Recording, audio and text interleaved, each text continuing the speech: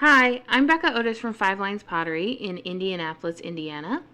And I'm Ryan Durbin from RD Ceramics, located in Southgate, Kentucky. And welcome to Wheel Talk.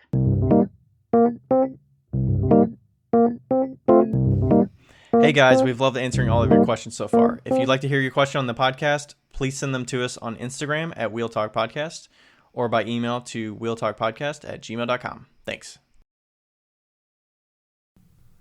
All right, I started. Get it? I got it. You got it? That I was got quick. it. Normally you have like 10 seconds between. I know that was like very real quick turnaround. hasty. All right, we're live. Hi, we're live. Hello. Me and Ryan are both in our comfy chairs today. Yeah, there's no squeaking going on in this chair. No squeaking, squeakity squeak squeakers. Yeah.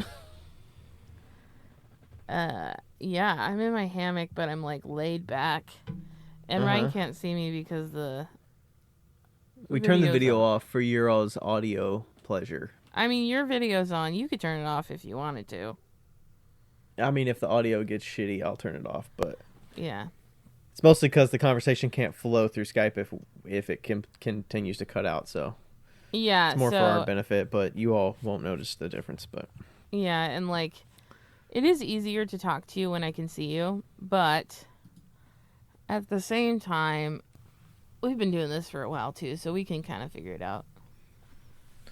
just a little bit, like, or because you can see my reactions and shit. Yeah, because I can like see what you're gonna say. I don't interrupt you as much. I feel like Okay. when I see you. Okay.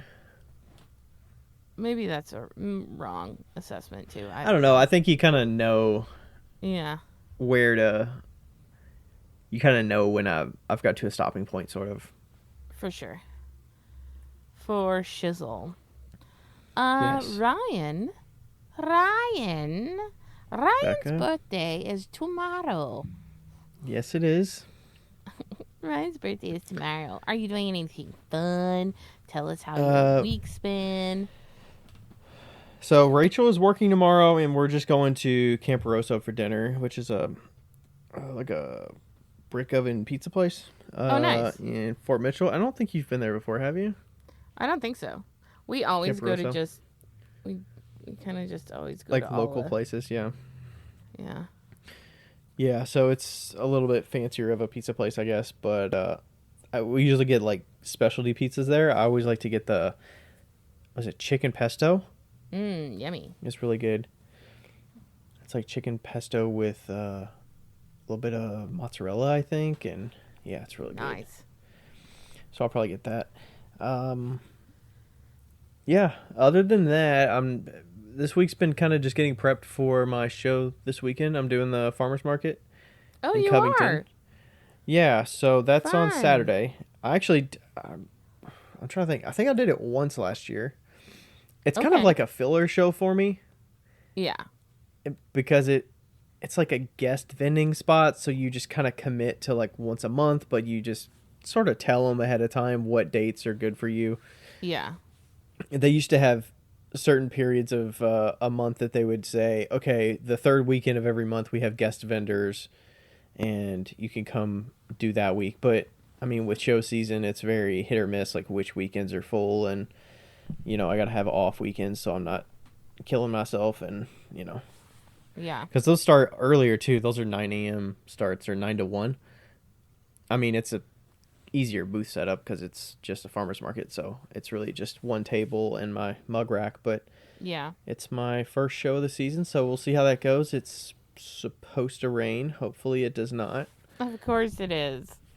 I don't know. I don't get too worried about that nowadays. I'm just like, okay, I'll pack the car appropriately and bring the right weather, attire so that I'm not getting drenched on, and bring my sidewalls if I need them or whatever, because there's nothing I can do. But yeah, so we'll see how that goes. It's nice to like ease back into it with an easy show that's not a full booth setup and something if I forget something, it's not really that big of a deal. Right. So Yeah. I don't expect huge sales, but it'll be good to get back in the groove of setting the booth up and all that good stuff. Nice. So Yeah, that's what this week's mostly been. Just kind of, I don't know. I'm kind of at a interesting spot in like making because I don't have like I'm pretty restocked on stuff, right? Yeah. There are some larger pieces that I haven't really made. So last or over the weekend, I think I threw two big pitchers and a couple vases that I'm gonna put slip on and then sgraffito. So I'm kind of, trying to get myself like, okay, I don't need to make more mugs or I don't need to make more spoon rests. I need to make some bigger things that I have neglected. And Have you considered mixing bowls, like some really nice curvy mixing bowls? I have not Because with a little lip on them. yeah, I have zero problem selling those. Like, quite literally Okay. no problems. Okay. I've never made nesting bowls, so I mean that's not a bad idea. That's a good like little I Yeah, project. that's a nice little challenge too because I don't normally make things that fit in a set together. I kind of make them a little bit askew from each other so that they're not so like these need to work as a series. Yeah. If you want, I can give you. I have my nesting bowl measurements and weights. If Mm-hmm. you want, What's your weights offhand? Do you know? Is it like a 2, 4, 6 thing or I want to say it's a 1.5, 3, and 6, or 5. 1.5, 3? Yeah, I feel like 6 would be fucking massive. It is a big, big, big bowl. The big one is big. Yeah. Um, Normally my serving bowl size is 4 pounds of clay, and I think that's about but you maybe could about even 6 inches do, tall by 8 inches wide, maybe or something like yeah, that. you could even do two. You know, like a set of two. And Like a I feel pair. like Yeah. if you put a spout on a bowl, it sold itself. Really? I really do. I So don't when know you, why.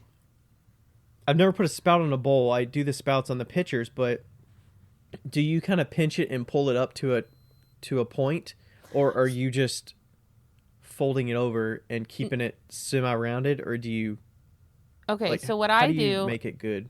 I'm gonna try to explain this with words, but we'll see how it goes.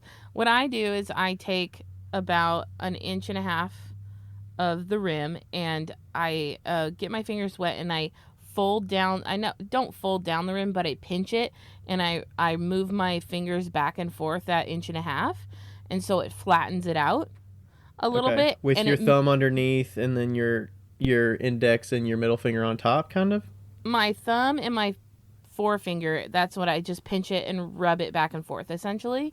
So it Okay. raises it up a little bit, but it thins out that rim a little bit just Uh-huh. in that spot. And then I take my fingers on the other side like you would just making a spout. And then I just move my finger in a spout, like Yeah, so you're down. kind of going from inside out with a wet finger to kind Right. of give So, it a sharp edge.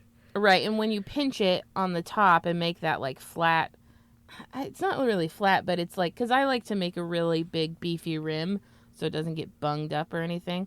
So Mm-hmm. like when you go and flatten that out and like thin it out a little bit, it kind of like moves it up and that gives you enough room, and it's like a nice looking spout, I feel like. Okay, because you Yeah. the rims of yours are typically about what, like half an inch or so. Like it's a pretty durable rim. Yeah, I would say like 3/8 of an inch. Okay. I like to leave a nice, like, Okay. it's not a rolled rim, but I like that look just because it feels a little bit heftier, you know? Ooh, yeah. I saw some. I saw some mixing bowls that Alyssa from AWK Clayworks, I think, Mm-hmm. and she just got some out of the kiln. They looked really good. Is reminding me of yours, and I'm like, ooh, those are nice. But I've never made a set like that. Yeah, maybe you should push yourself. I'll try to take a picture of the measurements tomorrow and send them to Okay. you. So when you make Um, them, are you doing them sequentially, like building, like making them a little bit bigger, one set at a time, or are you making like a bunch of 1.5s and then a bunch of 3 pounds and then you like that? I don't typically make a lot of them. Um, so I'll Well, probably not a make. bunch, but do you do like 4 1.5s and then four of the next size Yeah, up? And then because then I like to use my laser level, so I set it to the right height and width. Um, okay, just because it's like Yeah, for consistency. Yeah, and like I like mine to be really tight and perfect, but I don't think that's necessary. And so I'll do the small ones first, the bigger ones, the middle ones second, and then the large ones third. Yeah. Because I like to start with the small because that gets me into the kind of into the mood of making bowls, and Mm-hmm. then I kind of like work my way up to the large one. So I'm Yeah. not like a fish out of water when I do the big one, you know. So Yeah, I think the measuring is. I try to stick away from measuring. Yeah, I just go by feel normally, for but sure, and I think that with your style, you could get away with like a little bit more haptic, like haphazard kind of uh measuring. I don't think you really have to be perfect. Like you can make 3 sets, and then they could probably and just pair at bisque ex- stage, and I can yeah, figure it out. exactly. Like find the ones that work together, and but I will say that you do need to trim them. Yeah, yeah, yeah. So I'll definitely trim them. The yeah, worry that the serving bowls that I make typically have an inner foot. That's typically the only yeah. form I have with an inner foot besides a berry bowl. So these mixing bowls, I would suspect, don't really have much of an inner foot, or you don't want too much of an inner foot. You just kind of Yeah, want it pretty flat because it's extra weight and stuff like that. I like to make them rounded on the bottom. But yes. Yeah. Okay. Yeah, I think that would be a fun little Maybe I need like to give that a go. yeah, fun little push. Like do like 2 at first and see how you do. And then um I'll like seriously if you set a mixing bowl setup in a stack and Actually, if yeah, people go fucking that's nuts. that's a good. I mean, that's a good point about shows and stuff because I typically don't put serving bowls out because they take up space and people don't really buy them. But if it's a mixing bowl set, that cost and that space that it takes up is going to be worth it Yeah, I took like because they stack. 7 or 8 mixing bowls to that first show that I did in Indiana, and I think I sold almost all of them. Oh, really? Yeah. Wow. Okay. It's crazy. So Like, especially if you're doing it at like a farmer's market, that's when I feel like it's the best. Because, really, it just seems like a high price for a farmer's market. But I no. mean, that's the right crowd for it Yes, because but of no. they're Yeah, in their because kitchen and shit. exactly. They're like, oh, I'm local. I can get these locally. Mm-hmm. And if you have them, then you can also do orders for them. That's the only thing that I'll do orders for typically is a Hmm. mixing bowl because I know that people like it to match their kitchen and Okay. but like the sizes and everything are always the same. But Yeah. yeah, at Lawrence I got like 4 orders for mixing bowl sets at the farmers market. Yep. So Okay, so let's talk pricing. What's the price on a set of yours? I feel like mine are maybe a little low. Maybe. I mean, some people will probably be like, "That's too low." But I price a set at 150. So, my big one is 65, mid one is 55, and then lower one is 45, like smaller bowl. Mm-hmm. And if they buy them together, it's 150. Okay. Do you have people that just buy a couple or just a? Yeah, like some people just buy like 1 or 2. Okay. Hmm. I mean, it is a one-time purchase, and it's something that you're gonna get a lot of use out of if you're in your kitchen cooking a lot. So, Yeah. I mean, 100. Well, 150 sounds cheap for 3 good-sized bowls, but I mean, I don't know. I would probably do something like that too, just because it would be my first time making them. So, Yeah, I think that I just find a lot of joy in making them, so it's a lot easier to sell them for 150 for me, you uh know? huh. Like I absolutely love making them and I love when you get them out of the kiln, they're like perfect, Yeah. you know? I think my 4 pound bowl serving bowl is typically 65 or 70. Okay. So yeah, like So price that's kind of the accordingly. on the bigger size of the 1.5, 3, I 5. think I think you could probably sell a set for 200 and get away with it in like a hometown market. You could definitely get away with that at like a big show, obviously. But Yeah. yeah. Okay. So maybe that'll be on my agenda this weekend to make. Just to give it a go. I got to make some more planters and stuff for this. Yeah. I told you about the wedding, right? That I'm making planters for them Yes. for a wedding. Did we And talk you're about it on renting. here? You're renting the planters, right? Yeah, I'm No, renting you them didn't. for You about. told me alone. Okay, Like but we were yeah, at your house. Yeah. I got to make some more of those. But yeah, I want to say I'm charging them 60% of retail to rent Okay. them. Nice. And then I'm going to have like an itemized list of what I gave them, and then they can buy them full retail price if they want. And yeah. So I'm making a batch of them. I think it's going to be like, I want to say I quoted them a little over $500 or something for the batch, but it was low, I Nice. think. So it'll be a good piece. I don't remember exactly what the cost was, but so That's awesome. the hopes are they're going to be sellable afterwards. But news I found out this week is that one of my consignment shops is closing, actually. Which one? Thimble Gardens, the one that had my planters and stuff. Oh man. Yeah, so they moved from Lebanon. I think you and Rachel went to Lebanon one day, right? Yeah, that's where we had that really amazing sandwich. Yeah. So they moved from there to Hamilton, which is more of like it was like a big shopping center, like a TJ Maxx, Dick's Sporting Goods. It had some small businesses in there, but it was like a huge complex of big business shops, like hustle bustle. Like you could imagine the parking lot situation and the cars going crazy. I mean, they got more space and stuff, but more space means more staff, means more products, means more rent. Like, oh man, so they're not closing because they want to. no, they're closing the store. I think they're going to keep the online, but the store That's front a bummer. is closing. So I got to go. I'm going to go get my stuff on Saturday after my show and pick up the planters and everything that I still had there. So That's I don't super bummer. and I don't really sell planters at shows or anything. So I'm curious where that leaves me with planters going forward, because I mean, I don't mind making them. I just haven't found the right avenue to sell them that I enjoy selling them. Maybe it's an online thing, but it's a lot of one-off pieces. I don't want to make like sets of them to put on Etsy to like restock like my spoon rests and stuff. I don't like making them that much that I want to do that. So Yeah. maybe it'll be a planter sale or something like that.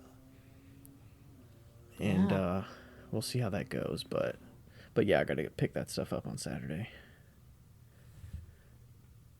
So that was a lot about me this week. What's going on with you this week? You're in Indy. You were also at Josh's. You got some new stuff going on with your van. Yeah. Okay, so hold on, sorry. And you got a special delivery this week too. I got a special delivery? You did? Oh yeah, I did. Sorry. There's a car in the parking lot. Are the cats not in the car? No, the cats are here. Typically there's not cars in this parking lot. Okay, so I went to Josh's, JH Pottery Works. He's my buddy. He's like my bro. And saw his new house, and it's beautiful. I mean, they didn't get a newly new house. Renovated house. They renovated their old house, and it's like insanely different. It's crazy. Mm-hmm. And we cut a hole in my van for the for the fan, and I did it. It was so much fun. What do you cut that with? A jigsaw. And thankfully, like, the reason I went up to Josh's house was because, one, he's a dad supervisor, and two, he has all the tools that I need, Right. So like I didn't have to like find the tools, so he was like my little gopher. I was like, do you have this? And he'd like I'd be like on top of the van, and he'd be like handing me things. And so yeah, I'm looking at it right now because I'm looking at my ceiling, and it's not like hooked up as far as like the wires are concerned, but it is there, and at least lets a little bit of air in right now. And I'm actually headed to Memphis tomorrow to go down to visit Brandon and Teresa, and Brandon's gonna help me put up solar panels on the roof and Wow. do a Did you already roof get the solar rack. panels? Huh? You already got the solar panels? I got them and I shipped them to his house. Oh, good idea. Good plan. Yeah, so 2 days ago was Earth Day and they had a sale on the solar panels, so I jumped on it and got those a I think percentage. Saturday is Earth Day. Whatever, there was an Earth Day sale. Earth Day week sale. An Earth Day week sale. And I got those and I shipped them to Brandon's house, and hopefully they'll get there in time, and we're going to make like a makeshift roof rack. And I'm really excited to have like consistent power, you know? Yeah. So does the fan like sort of open and close a bit so that it's sealed somehow, so that while you're driving it's not like exposed to the elements and stuff like that? Yeah, so it has a twister thing. Like I could have gotten one that was a remote control one, but I just got the manual one. And it just like manually twists down and then it locks so that when you're driving, but also, you know, it's like angled in a way that if you're driving the wind will go over it too. So it's pretty aerodynamic. Oh, okay. I was wondering how it ventilates, but it also doesn't let water in if you had like a torrential downpour. Right. But I don't know like, exactly. I'm sure there's some water that can get in, but it has like a rain guard and stuff. Okay. So Plus it's right above your electronics and shit. So you're correct. That was probably not the best plan, but that's what I would did. hate for that to get into or on top of you while your laptop is right there or something. Like I just foresee that happening. Yeah, no, it's like these are ones that are proven to not have any like water and stuff. So they do it somehow. I don't know. I would still be cautious. Well, I don't leave my laptop here. And okay, that's good. I should put the battery up actually, like on little stilts, but yeah, so anyway, that happened and that's going to happen, so I'm really excited about that. And then I got a delivery from Speedball Underglazes. Mm-hmm. And that was exciting. I haven't used them yet. I'm kind of in a pickle because I really do need them to be thinner, and I put Darvan in them, but because of the bottles that they use, I couldn't like shake them up and get them thinner. So you have other bottles to put them in, or yeah, I've got to put them in little containers and do the whole Darvan thing. But I did. I messaged them today, and I was like, "Hi, so I just got my bottles, and Kelly said to let you know if I thought of anything that you guys could help you, and I think you should change your bottles." Why did you say that? Because they have the little 2-ounce bottles, and I'm not talking about the pints; those are great. The 2-ounce bottles, which I imagine a lot of people are going to be buying, they okay, for one, if they know that the glazes are going to be thick, then it doesn't make sense for them to be in a squeezy bottle because you literally can't squeeze them out. And trying to put the Darvan in to like shake them up doesn't work. And so then because there's not enough free space. Yeah, there's not enough free space to like kind of shake it up. And also, most people when they're doing underglazes aren't like squeezing something out onto a palette and then painting. They want to just like put the brush into the container so that they're not wasting the underglaze. I wouldn't say that. Really? I think most people put them out into something. I do that. So. I mean, you don't need it. All you need is a cup, like a little bitty container to put them onto. Like, yeah, but like the 2-ounce ones, like I've never. I don't know what people use the 2-ounce ones for. I mean, Brooke might use the 2-ounce ones because she doesn't use that much, but she puts them out onto a palette because she's mixing them. Yeah, but she's like doing like intense painting. Like she's like insane painting. I would say most people just use it straight out of the bottle. Like when they're using Amico or Mako, I use them straight out of the bottle. We're also covering big surfaces too.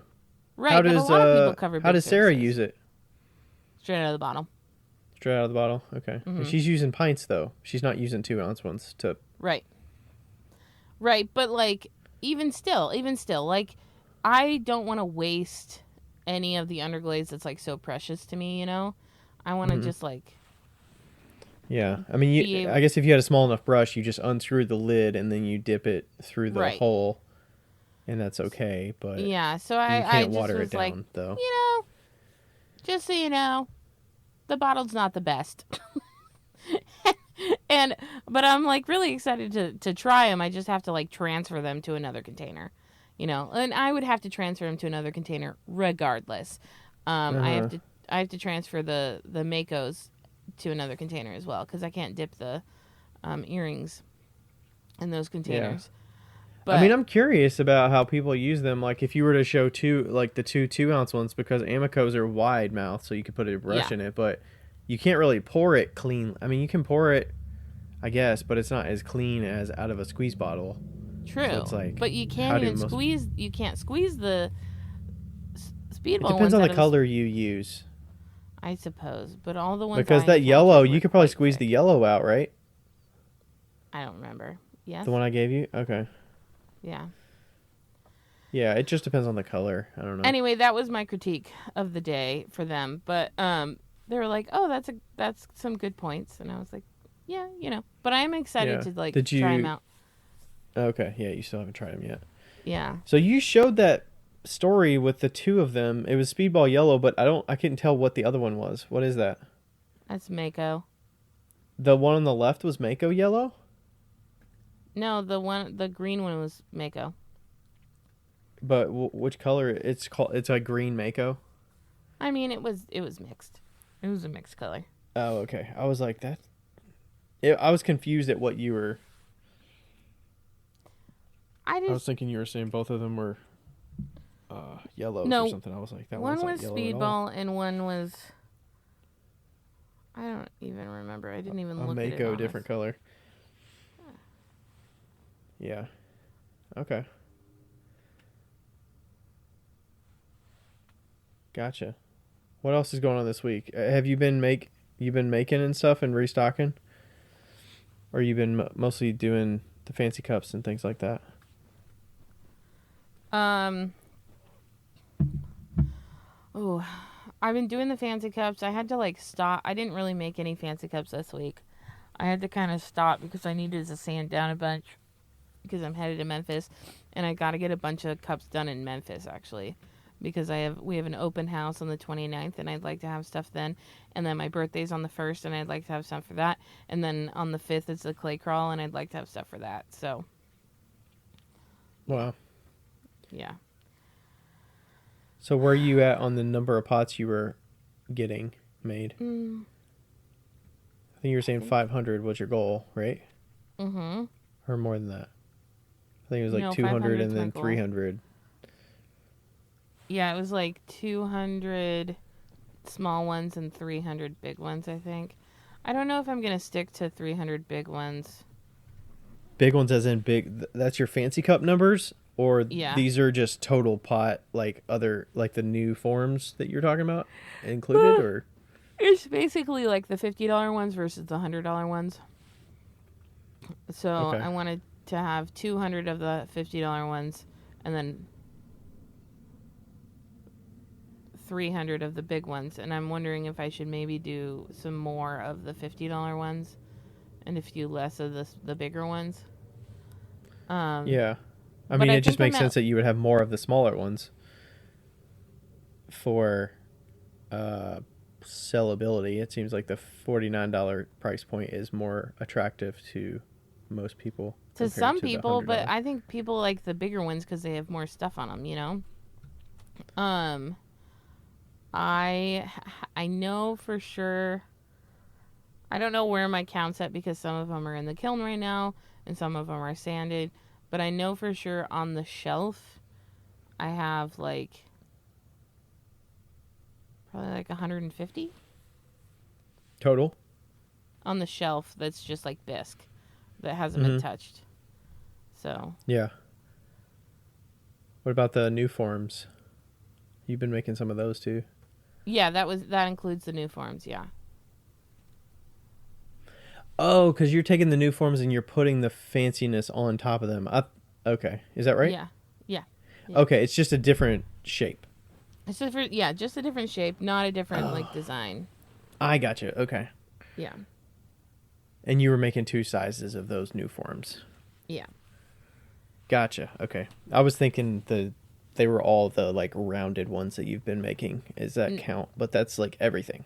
Yeah, that's like everything. I'm like, yeah, I'm not like trying to super, you know, Yeah. I don't need Plus, to it go just super gives people fast. options. But it's nice to get a bunch done so that I can start kind of like working on them. Mm-hmm. Yeah. I do have a funny story. Okay, let's hear it. Well, it's kind of funny. I don't know if it actually is funny. I have a story. Yesterday we actually we installed the elements, the thermocouples, and the relay to Sarah's old kiln. That's the L&L. The L&L, yeah. Yeah, and it was super easy. The elements, like, installation was a piece of cake.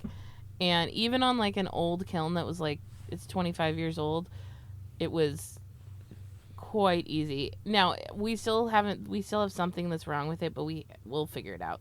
You know, it's just a matter of maybe something got loose. We don't know. It's an old kiln. Anything could happen. Just eliminating the variables. Right.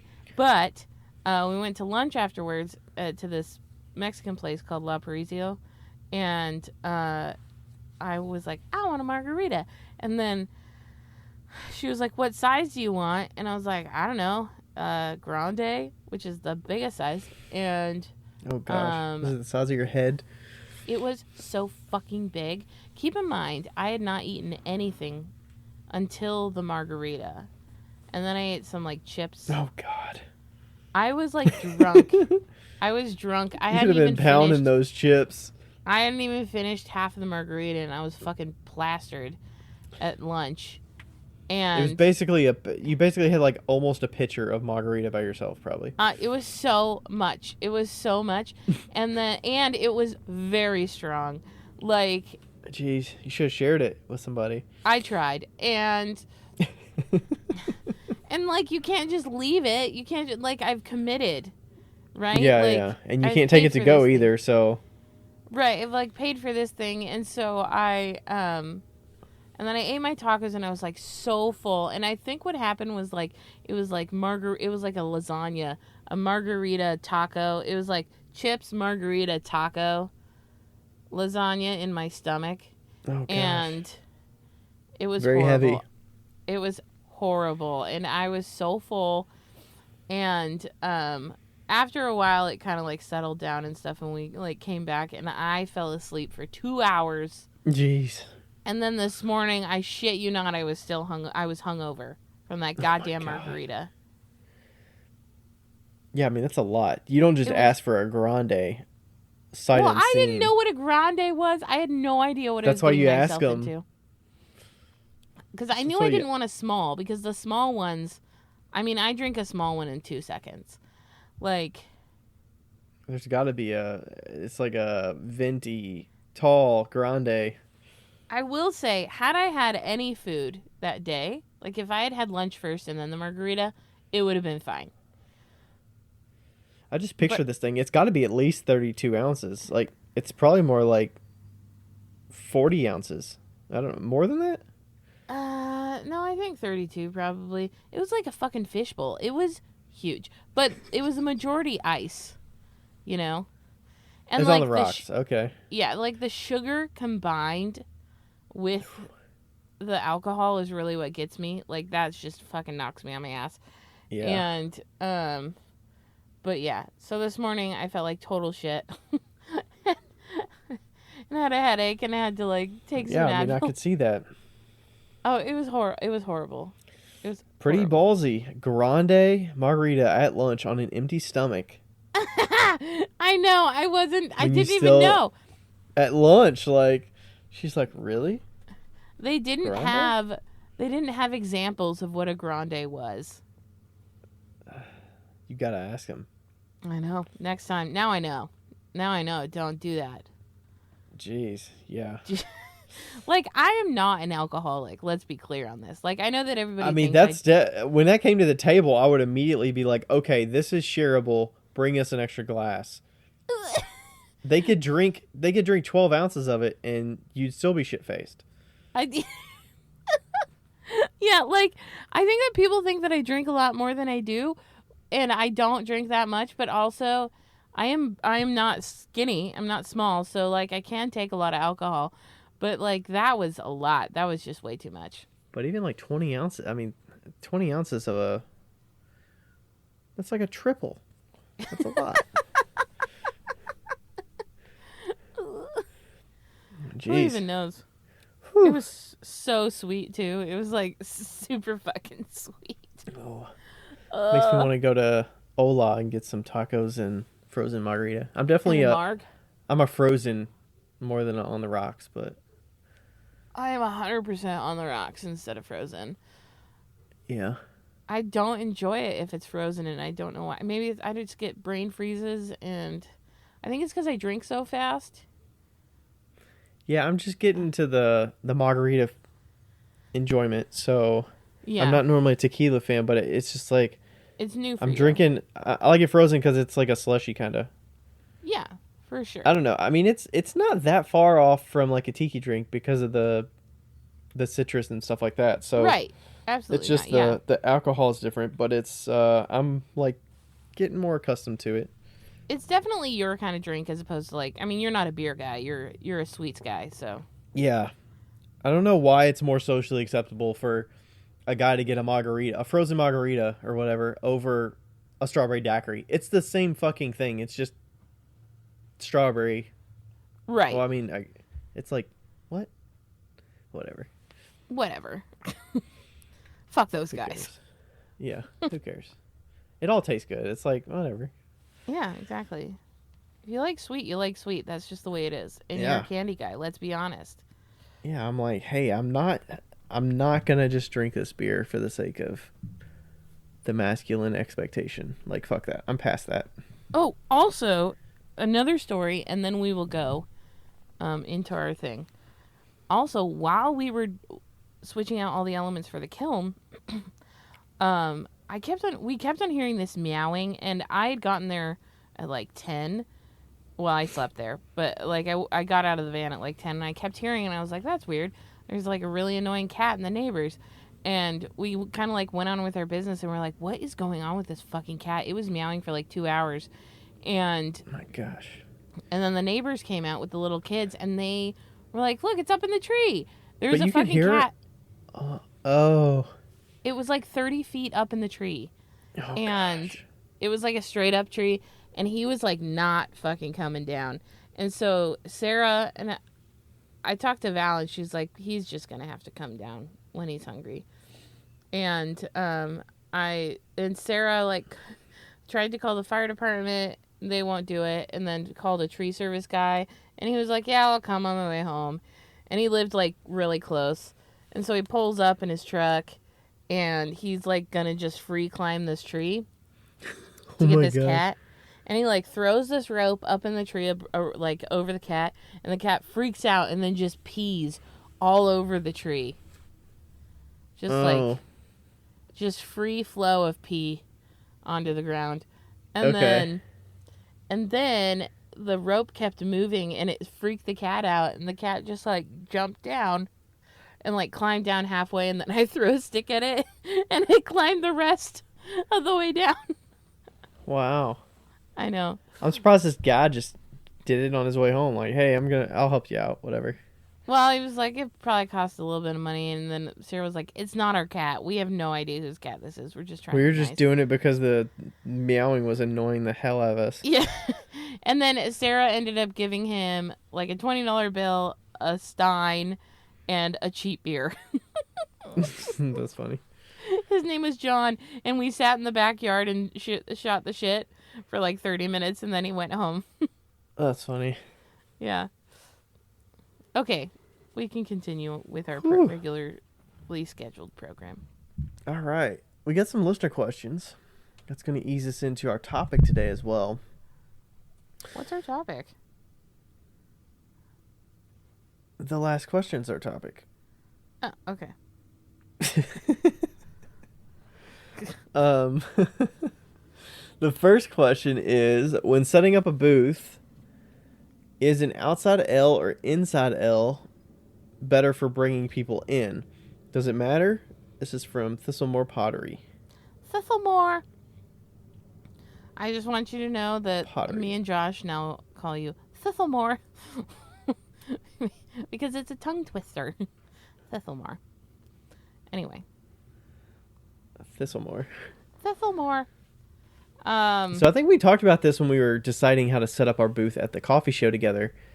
But I think it depends on if you have neighbors immediately next to you or not. But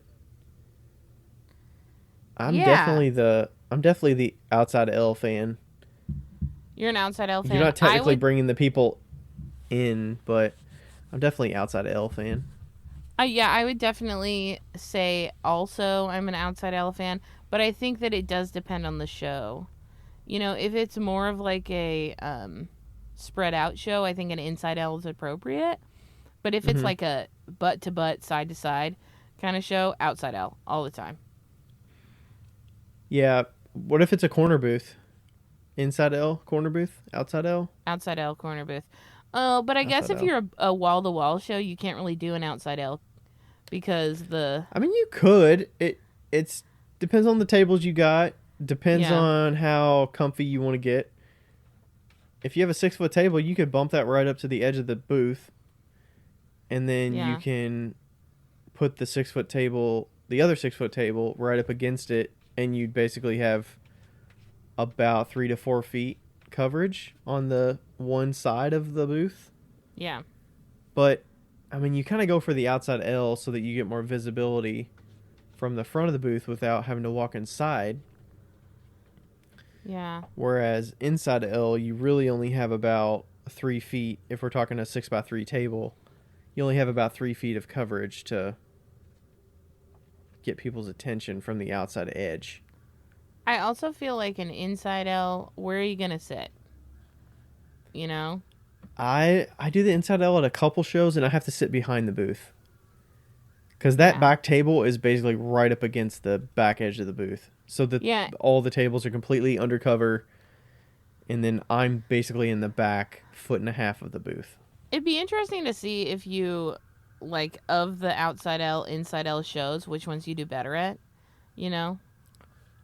But I mean, I tweak it based on the show that I'm at. There's a reason I'm doing it. I mean, I would pretty much always do an outside L if I could. Yeah.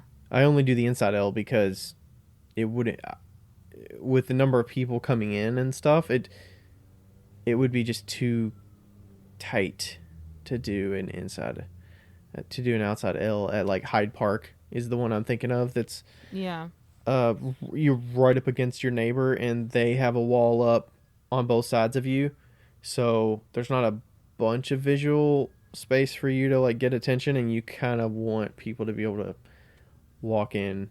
Yeah. Because if you are on the edge of the booth and there's a lot of people, they can stop at your booth, and they're kind of blocking traffic a little bit if they can't even get inside your booth. And if they're standing at the table, they kind of block people from seeing as well. But I mean, that's kind of the same at a show that's a little spread out, but I mean, hopefully you have enough room that people can look at both tables however you have it set up. For sure. Yeah, I don't even do an L, so I guess I can't really say to it, but I prefer the outside L. Yeah. I think COVID was the first time I started doing that, just to have the separation between me and the customer, but I really like it. I mean, it takes less commitment for the customer. They just approach the booth, and they don't have to walk inside. And what's nice about it is that you can get like a higher chair, like the chairs that we have, and sit behind and look assertive, and but you're still sitting, you know? Yeah. I really like that part. Yeah, I mean, ideally you'd want... It's a little tougher if it's a little riskier weather situation, because then you're in cover and the customers have no cover for the most part, or you know, maybe there's a foot of coverage along the inside of your booth where the tables are moved in slightly so that they can be undercover just a bit, like I've done at Berea, but it's good for like a good weather day where they don't have to be out of the sun or out of or undercover, and I just like it. It's a less commitment. The pieces are closer to them physically as they're walking along the aisle, and then they can just stop if they want, and it's not like they have to. Okay, it's like a commitment when you walk into a booth sometimes, and it's like, okay, now I'm focal to them, and like they can engage me and stuff like that. Yeah. You know? So. For sure. Yeah, I'm definitely team outside L as much as possible. Team OL. I'm actually getting into thinking about, like, for the Madison show, the really good one that I did last year. I actually upgraded to a corner booth this time. Like, I think it was like $50 more, so I was like, I'm just gonna do it. Like, the booth that I ended up having, there was nobody next to me because they didn't show up, so I did essentially have a corner, but I was like, you know what, this setup like worked, and there were quite a bit of people. There's a good crowd, so I think the corner's worth it. You know. I forgot to tell you. What? I got into a show. You did? Which one? I got into Art on the Square in Bloomington. Art on the Square. Okay. When is that? Don't know. Sometime in June. Okay. So. Art on the Square in June. That's one that you did last year, right? No, I did not do that one last year. What was the Bloomington one that you did? No, I did do that was in northern Indy. Oh, that wasn't Bloomington. Okay. Did you do a show in Bloomington? I thought you did. No, but I did a show in Bloomington, and I also did a show on a square. But they were not in They were not the same same show. Right. The one I did on the square was in something with an N. And the Bloomington one was the Christmas show. And I'm also in the summer show of that Christmas show.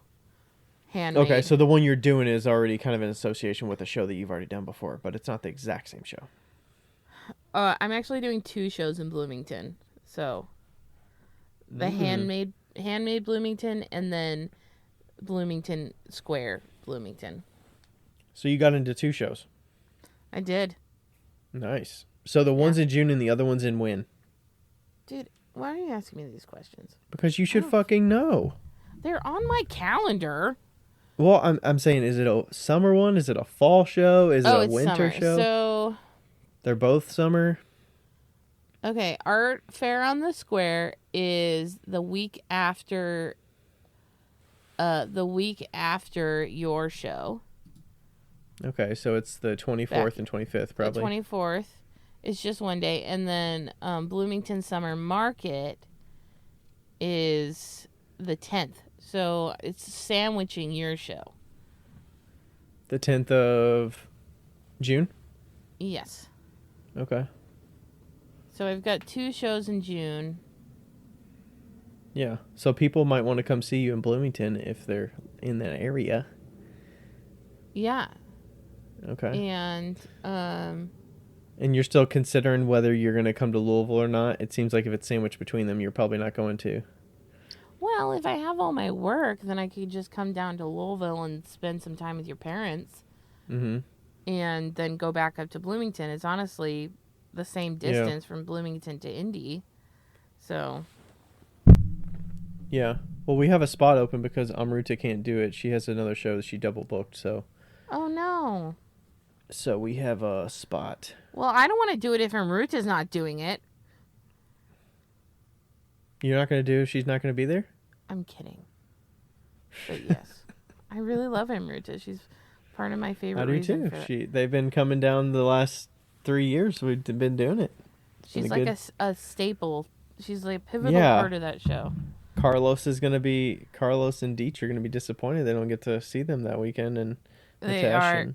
It's like an interrogation every time they come down with all the questions about India. It's fantastic. It's like, I love it. Well, I think it kind of goes both ways a little bit. Oh, for sure. 100%. 100%. Yeah. But there's just all the talking, and it's so much fun. Yeah. There's a lot of cultural learning within that weekend, which is really, really fun.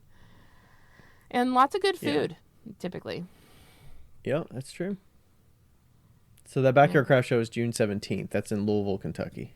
Is Darty still doing the Backyard Craft Show? She said she is. She's not doing the same show as Amruta, so okay. Yeah, she said she is. Cool. So that should sweet. be a good time. It will be good. All right, so that was the first question. Okay, the second question, if I can find it. It's another show-related question. Is... Okay. Anonymous. It says, I'd like to ask anonymously, how do you all feel about being put directly next to another potter at a mixed art show? I personally would prefer that there is some space between each medium, so people's minds aren't directly comparing artists' work.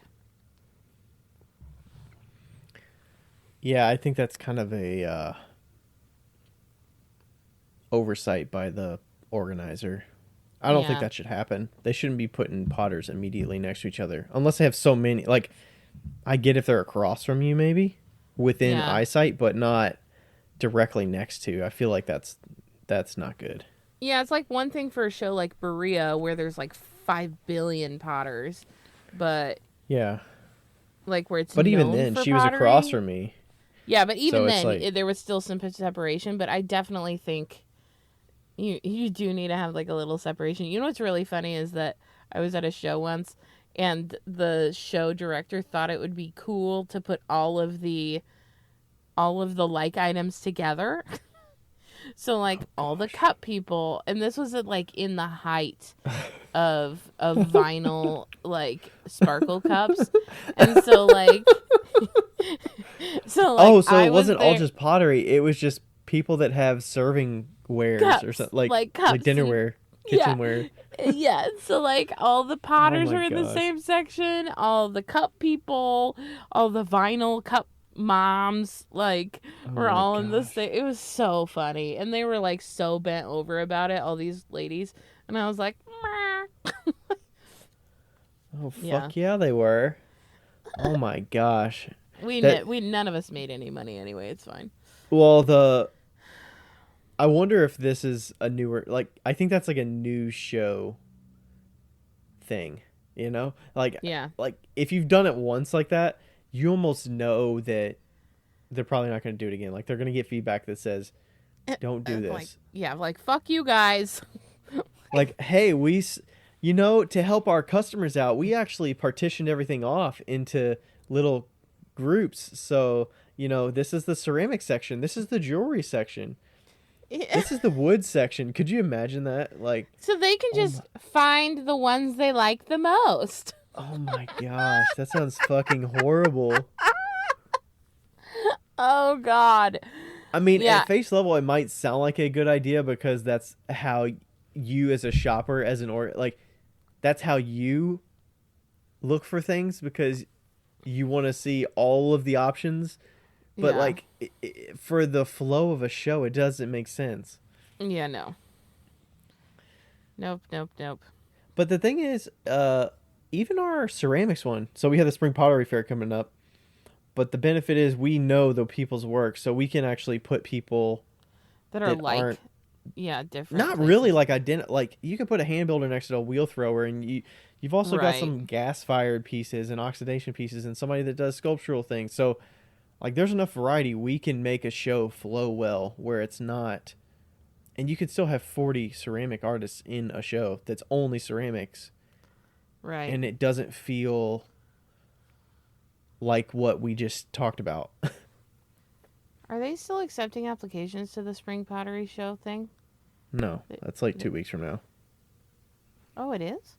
Wow. Yeah, it's May 6th. Damn.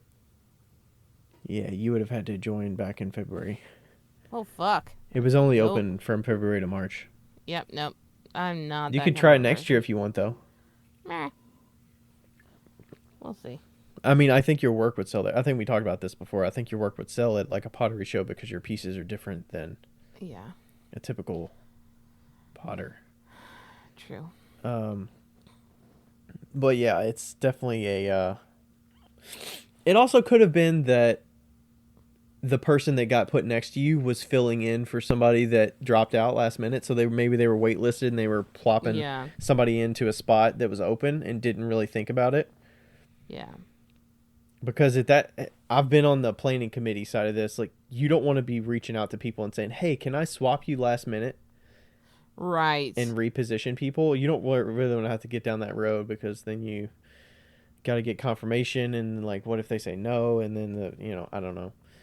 I mean, you usually don't find out. I mean, I guess you do usually find out your booth space at least a few weeks before. Yeah. A show. It depends on how big. Yeah. The only time I find it acceptable to be next to somebody who's like items is when it's your friend.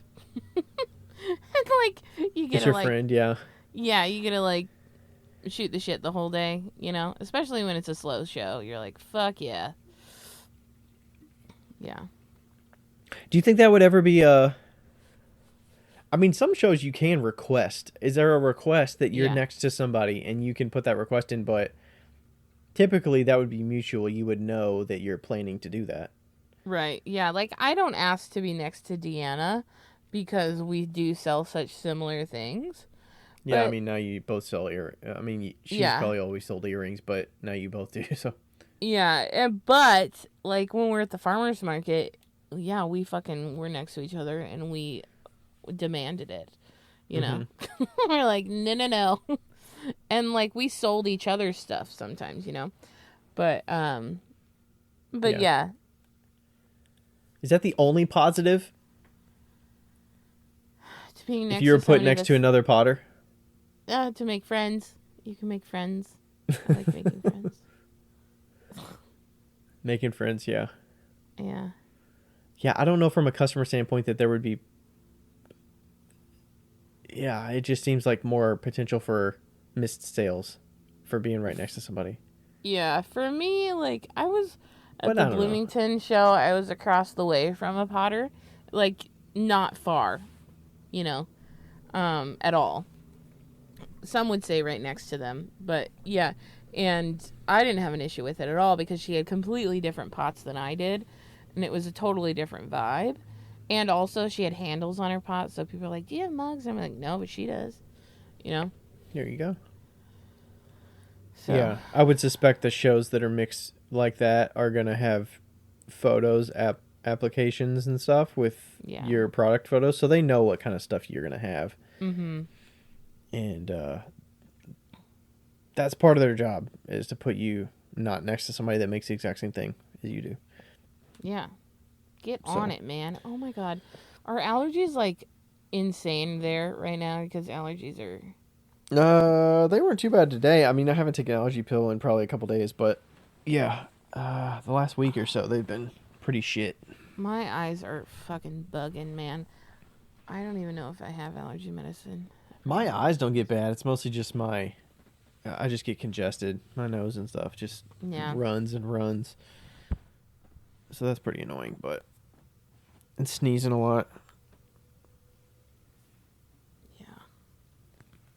All right, do we want to go to our last question? What's that? I said maybe it's the candles. The candles? Oh, they could be. What scent are they? There's like 3 different scents. Okay. One's Amaritas. Oop, I'm really close. One's Amaritas, one's a piney scent, and one's a wine scent. Okay. I'm gonna pull them out. Or... So what, you have multiple candles going right now? That's how I got the light. Okay. There's 3 candles. Just talking by candlelight. I am, and I didn't even need to be. Okay. Okay, so before we move on to our last question, which will be the longer discussion, is there anything about the kilns and whatnot that's going on? I feel like we don't want to miss this chance because we almost missed it last time. We did almost miss it last time. Yeah. So you did the element replacement. What else did y'all replace? Hold on. I did the element. We did the elements. We did the thermocouples, and then I didn't actually replace the relays. Sarah's hub friend replaced the relays. So, Mm-hmm. um, but yeah, it was pretty easy. Like it only took like 2 hours for. Oh, and we replaced the control panel on the box. Oh, the whole control panel. Was that what was that basically unplugging a few things, matching them back up and unscrewing the Yeah, panel? pretty much. Yeah. Okay. Was it because it didn't turn on before at all, or No, oh, it, it did. the whole but electronic it had, thing? Yeah, it did, but like some of the buttons didn't work. But now they still don't work, so I don't know if that's actually the control panel or not. Um, Hmm. but yeah, so Is it the Genesis and all that? no, it's the Diometric. The Dynafire Dynatrol thing? Yeah, that one. Okay. Yeah. So, but yeah, we're really excited to get it kind of like up and running. I think it's pretty amazing that a 25-year-old kiln, it was that easy to change everything out. Like what I was thinking of it was me, Merritt, and Sarah that did it together. And at one point, Merritt was like, "Well, I'm fucking buying an L&L kiln because this is easy." And I was like, Yeah. "Yeah, it is really easy. It's crazy because I've never replaced the elements in an L&L kiln before, and I mean, you do have to like stretch them out a bit and get like your fingers in there to kind of like make sure they don't pop out. But once they're in, they're pretty much in, which is like really cool." And Yeah, I mean, just the time it takes to unpin everything and repin everything for regular elements yeah, in most of the other kilns you're going to do element yeah. replacement, that's how it definitely adds up. And then like pinning in the very bottom of a kiln is quite possibly my least favorite task of all time. Like if you like I've always had to take off the upper ring of a kiln and move it to a table, and so I could do the bottoms because I'm so short. And in this one it wasn't hard to get the elements in the bottom, you know?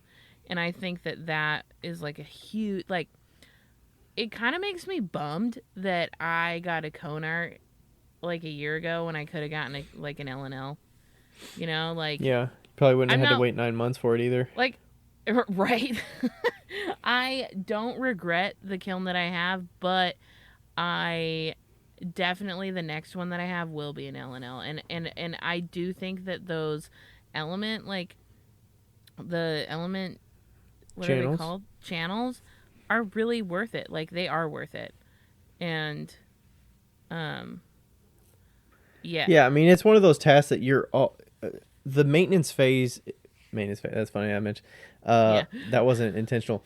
The maintenance portion of your kiln is always a like, you know, I maybe it's just me. I always drag my feet whenever it gets to that point, Yeah. and with it being easy enough to where it's like, okay, I can get this thing done within a couple hours or an hour and some change, and it's not going to be that bad.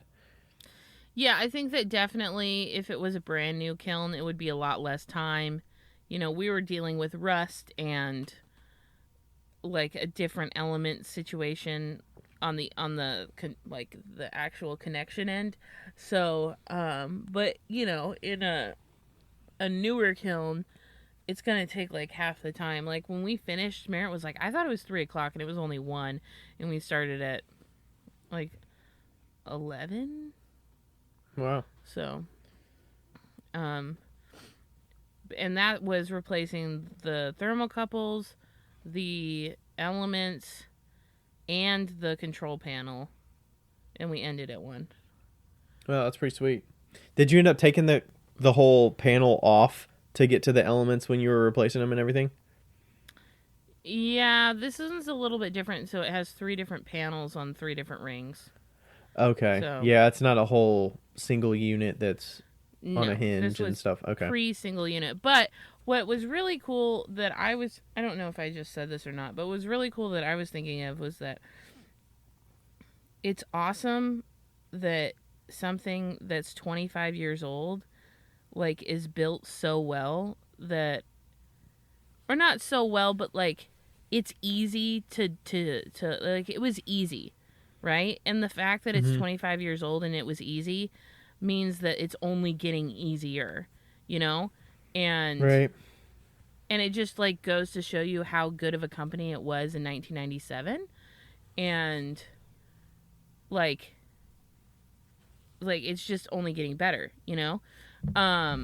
In the technologies and everything that they're doing. And I think that was the biggest thing. I have changed a lot of elements, and I Yep. have worked on a lot of different kilns that are old, and this was the easiest old kiln that I've ever worked on.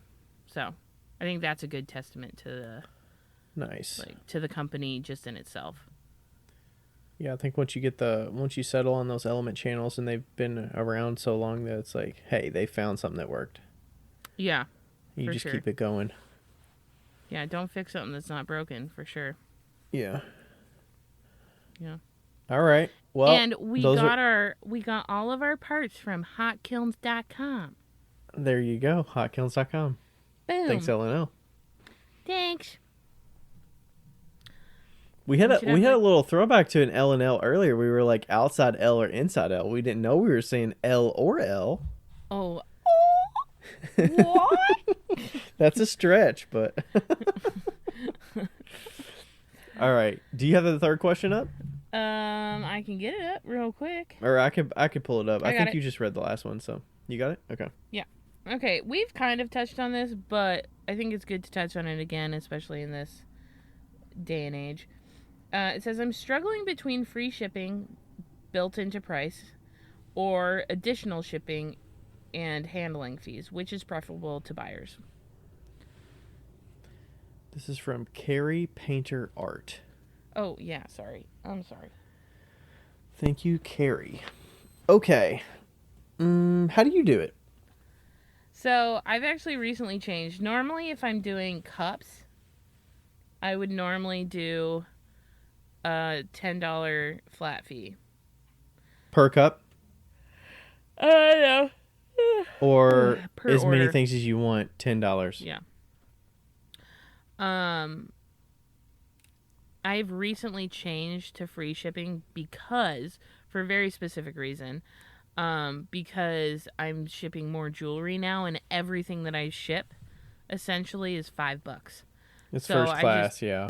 Yeah, so I just add. Well, it's $4. I just added on to the cost, of what I'm selling. Sometimes it evens out, sometimes it doesn't. Like with the fidget stones and Etsy like really, really like encourages you to do free shipping. With the fidget stones, I have free shipping, but I'm hoping that most of them will be like a multiple fidget stone purchase. How much do they encourage you though? Do you have free shipping on everything in your Etsy shop? Right now I do, yeah. Okay. I mean, when they first started it, they were mentioning we really encourage you to do this, and I think it's just like a verbal encouragement, and it's like I think it does matter to some people. Like if I put $5 shipping, like for instance the fidget stone, if I make the fidget stone $11 or $13 or and free shipping, that sounds a lot better than $10 plus $4 shipping. You know, like the shipping can be a lot. It's a full Prime situation, you know. I don't Prime know. I screwed think us I all think over. buyers will buy it either way. It's just certain. I don't know. You'd have to almost experiment with it, but I you'd think almost have to have a true psychologically buyers- experiment. I think psychologically buyers prefer free. But they still know. Oh, for sure.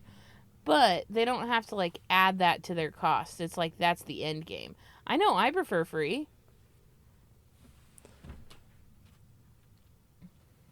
Do you? If you're buying a cup from somebody, if you're from okay, it depends on what you're buying, right? I mean, we're That's not true. talking about Amazon here.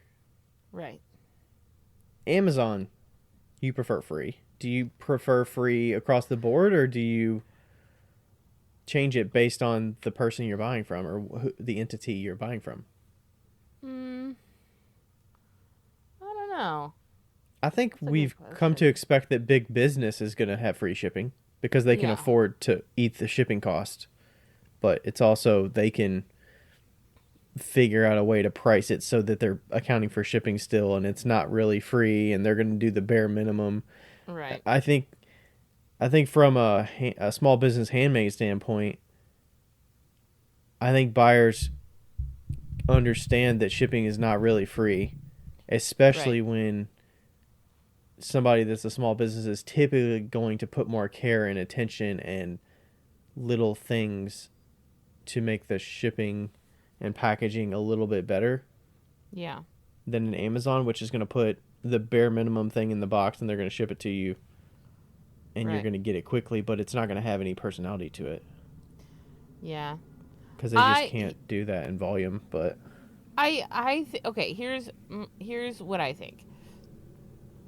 I do think that people notice when it is free shipping. Okay? I just before don't when they're buying, when they're like when just looking at the checkout. right, when they're buying. They're like they notice.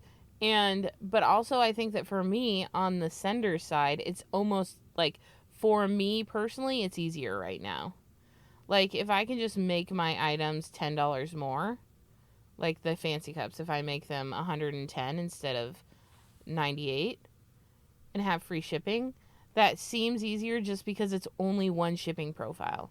And I don't have to worry about it. If I do some weird fucking sale on Instagram, I don't have to worry about it, you know?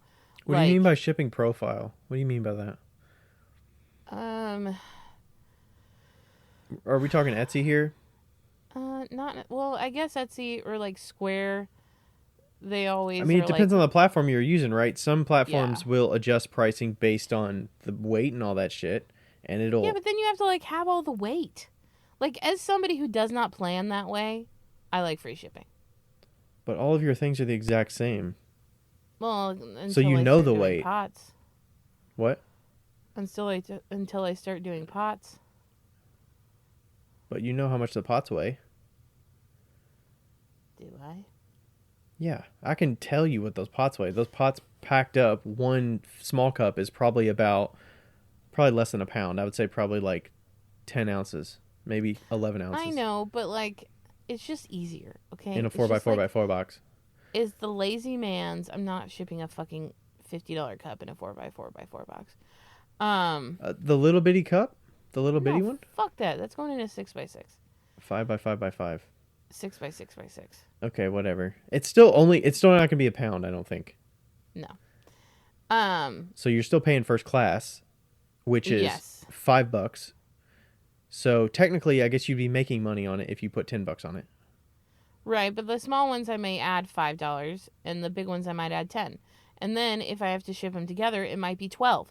And then I've just, you know, Why made do it. you eat? Okay, why would you eat the cost though? You're not eating the cost. But you just said five. If it's gonna be more than five, right? No, like okay, if I have a let's say I am shipping it for first class, right? Like it's a less than a pound. Okay, I have the small cup and I'm adding $5 to that. Okay? So it's Yeah, 55 instead of 50. yeah, And then the big cup, I add $10 to that, so it's 110 instead of 100. We're yeah, rounding up because they're 98, blah blah blah. yeah. Then if somebody buys a small cup and a big cup, then I'm You've right accounted at for $15 worth, right, and you're fine. and that's probably okay. You're probably gonna end up making a little bit of money on it, Right, and extra, so on and so forth.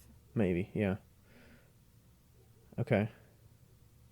I mean, it's the same thing as $10 flat rate, you As know? long as people understand that you should. Okay. What about the?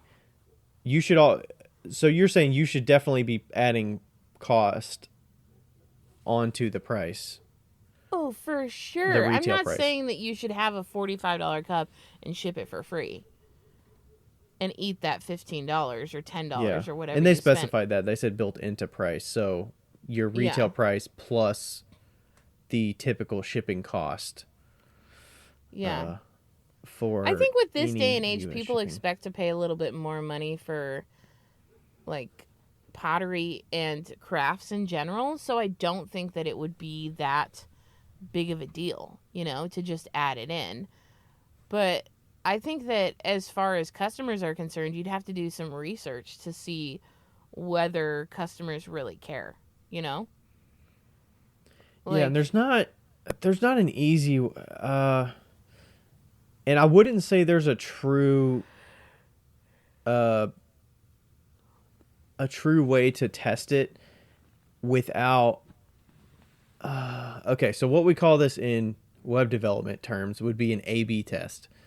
okay. So you would run a test over the same period of time to the equivalent group of people, and you would show 50% of the audience the A sample, which would be your piece priced up with the shipping included, marked as free shipping.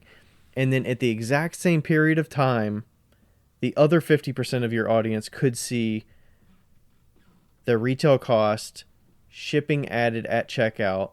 It's calculated based on the shipping. And the people that are in group B could never see group A test and vice versa.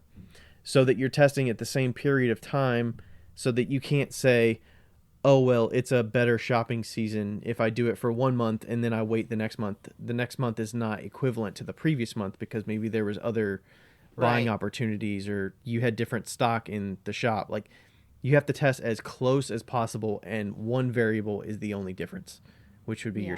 your cost. So there's not really a true way to do that with Etsy. There might be a way to do that with a personal website. You'd have to get crafty with it. As far as I know, there's not a way to do that with Etsy. But maybe you could. But yeah, that, and I also don't think,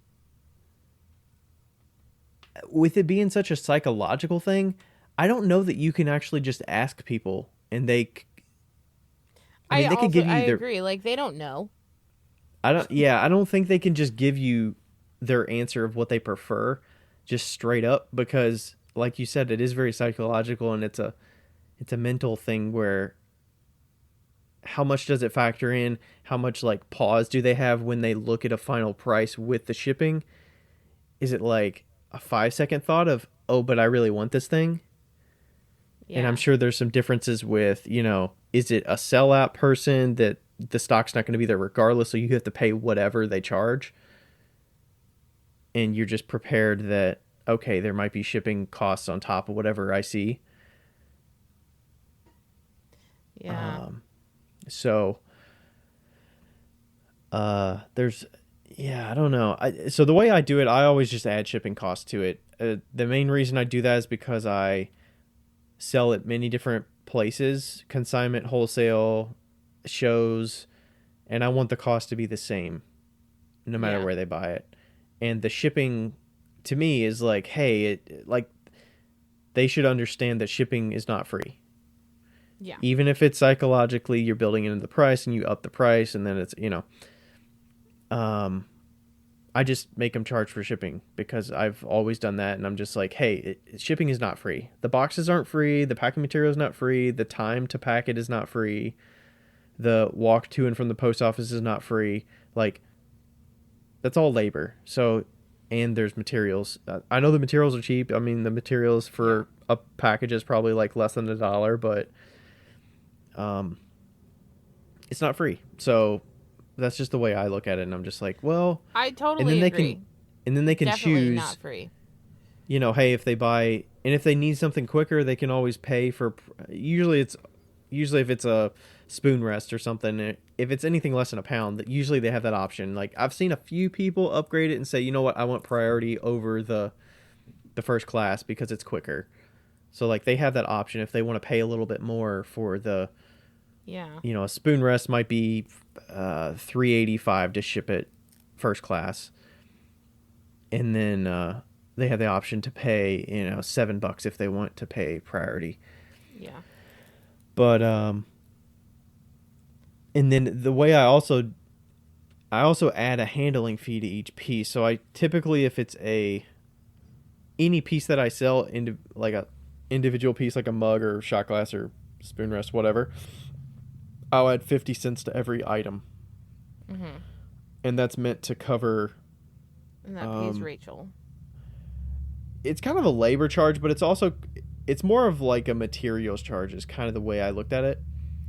Yeah. That the price that they're paying for shipping is meant to cover the service itself that cancels out, and then the 50 cents is meant to cover the supplies. The only time I do charge $1 per item if it's a mystery box, because there is more packaging and more labor involved in that, because you're packing 3 to 5 things. Yeah. So I charge an extra $1 per order of that, and then if it's like a mystery planter box, I think that's $1 as well. But yeah, that's just the way I do it. I mean, maybe I don't. It's always kind of a question mark too of like, how do you account for your labor when you're packing boxes, because it's not zero time. Yours is basically zero because you're just packing a padded thing. Well, I don't know. sometimes. I mean, it depends on if it's earrings or a fidget stone. Like a fidget stone is 0 time, 100%. But like earrings, I have to make sure those aren't breaking. Yeah, I mean, there's still labor though. Like, I don't know. I mean, you can get super granular with it, like we've talked about in the past with the fidget stone stuff, where you're going and finding it, you're getting it, you're putting in the package, you're making sure you've got to get all the packages, you got to go to your computer, print the label, make sure it's the right order. I don't know if you put a card in there. I mean, it's minuscule, it's seconds at a time, but it's not zero, Yeah. And then, I mean, you could always have your stuff picked up, which is, no extra effort on your part, or you can take it to a post office or whatever. But I'm really enjoying that I have a little post office box right next to the parking lot that I sleep in. Mm-hmm. It's one of the little blue boxes. Like a blue drop box? Yeah, other than the fact that it's very much in a questionable area, it's very enjoyable for me. I don't have to go to the post office, and all my stuff fits in there, so I just kind of like drop it off on my way home. I mean, it's not it's shady as in like you think somebody would break into a mailbox? No, I think somebody will steal my car. Oh, okay. I thought you meant, I was like, I think that's a federal crime to like break into a mailbox or something. No, I'm just like, I like get out of my car and I leave it running. I'm like trying to like stuff them in the box. Oh, I gotcha. Yeah, like today, some shady. guy was yelling at his girlfriend, and he was like, "Fuck you, bah bah bah bah bah," and like walking past my car and then coming back around the other way, and. Oh yeah, I don't care how short of a thing is. If I drive to the post office and I get out of my car, I always turn it off and take the keys. Like, it's not worth risking leaving your car. Like, what's the benefit there? Yeah.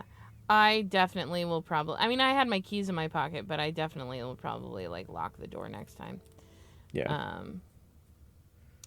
Yeah. Yeah. Okay. I mean, yeah, it's an interesting question because it's... I mean, the ultimate question was which is preferable to buyers. I don't honestly know. I think as a as a buyer myself, I just expect that shipping is going to be added to it, and I've got to be prepared to spend. If I'm prepared to spend money, I should be prepared to spend a little extra for shipping if it's added, because it's up to the. I don't know. I mean,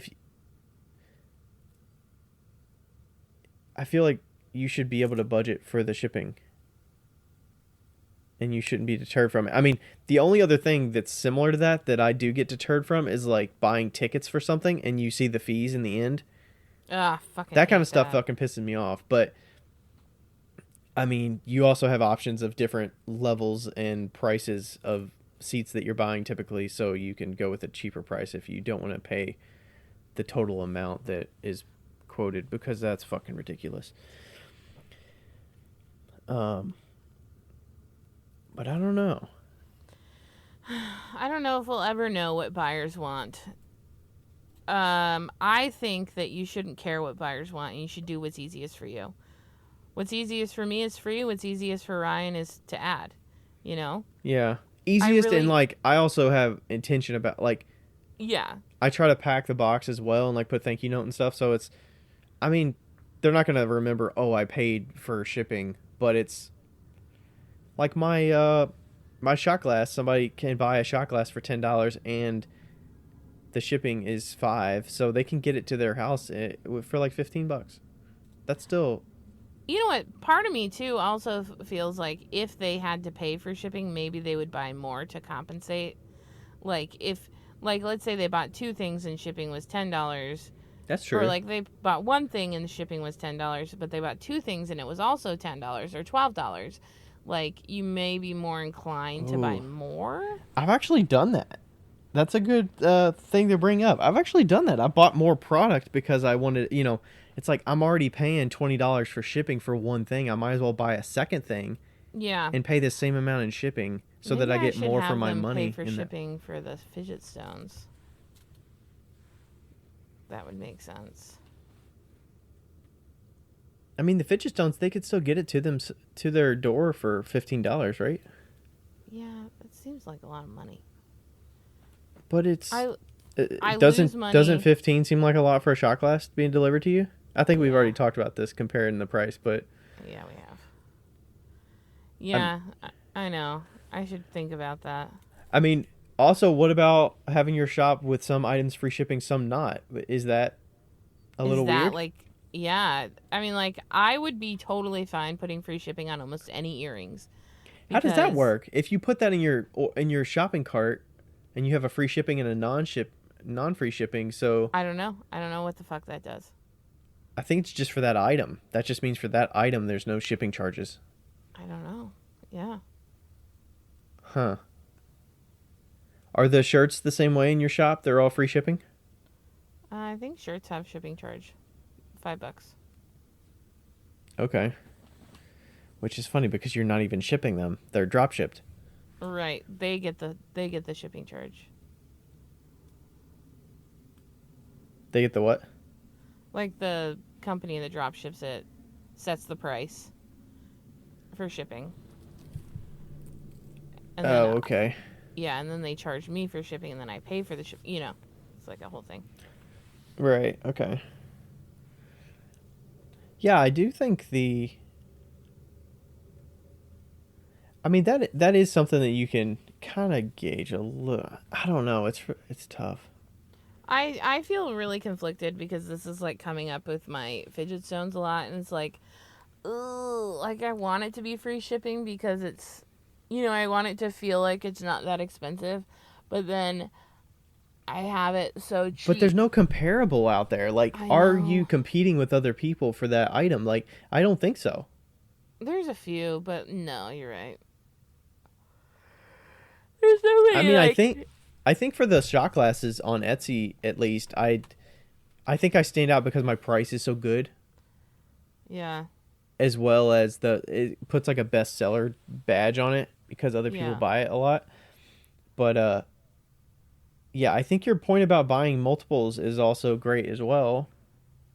Because, like, let's say your fidget stone, $15, $30, or they could get 2 of them for $10 at $20, and then they could probably still pay $5, and they paid less in the end yeah, because they're getting multiples. So I think the shipping charge is a good point to make, that it does incentivize people to buy multiple. yeah, for sure. So that's a great point. I'm frustrated. Do you have your fidget stones as a set on Etsy as well, or are they all singles? I didn't do the rainbow set on Etsy, I don't think. I need to. I did it on my regular website. Yeah. I should Yeah, do I mean, another you set could- too. I mean, you could definitely test it out. It's not going to be... just be aware that there are factors that are going to vary. Yeah. Like Like you know, I would do a set of 4 for $40 with free shipping, and I'd feel really good about that. You know? yeah, set You're of paying a 4 for dollar a fidget $40. stone. Yeah. Yeah, so $10, and you're basically getting It's basically $9 a piece. Yeah. yeah. That sounds good. I mean, your price that you were doing that was a really low price you were doing for that set of them. Yeah, I think I did 45 Yeah, it free was like shipping. $8 a piece or something instead of $10 a piece, I think. Or Mhm. which I guess is not bad if you're considering like what wholesale price would be, and you were kind of meeting between wholesale and retail. Right. Yeah. That's typically how I view sales. If I can get above wholesale, then I'm fine. I don't care. Yeah. Yeah. Okay. Struggling between free shipping built into price or additional shipping and handling fees. What about your own website? I know you've done I can't remember. You're doing Squeebly. Yeah, and Are typically some of I've those easier to do free shipping no. versus Oh yeah, it's like so much easier to just do free shipping, honestly. Like why is if that? you're not paying for like the it's easier to do one flat price for shipping or free shipping. If you're not paying for the fancy Squeebly, then they won't let you, like, you have to figure out the charge for everything. So like if you just do flat rate $10 or free shipping flat rate, like free shipping all around, or you know, but it gets kind of dicey when people like start adding things. So like sometimes, like, I had it so that earrings were $4 but cups were 10, and somebody bought a cup and an earring, and then it was $14 shipping. So And then you would have got it there for $10 probably. right, and so I like refunded the 4, and so it can be like really confusing just because of the way that Squeebly is, you know. And So that's that's because why. you don't pay for the higher price, which is Right, actually like variable priced or something, and right, it actually takes into account the weight of the item and the size of the item, so it knows right, what boxes they'll exactly. fit in, and it's like it'll adjust on the fly, which is what Etsy does by default. As long as you Right, put I mean, you have to up front put the size boxes that you have, which I and then never do. you have to put the weight that the thing is going to be and the size that the thing is going to be when it's packaged. Right, which I So let's also say you don't did a do. mug and you wrapped it up. You've got to say that this mug is going to be 6 by 6 by 6 wrapped up, Yeah. and it's going to weigh this much.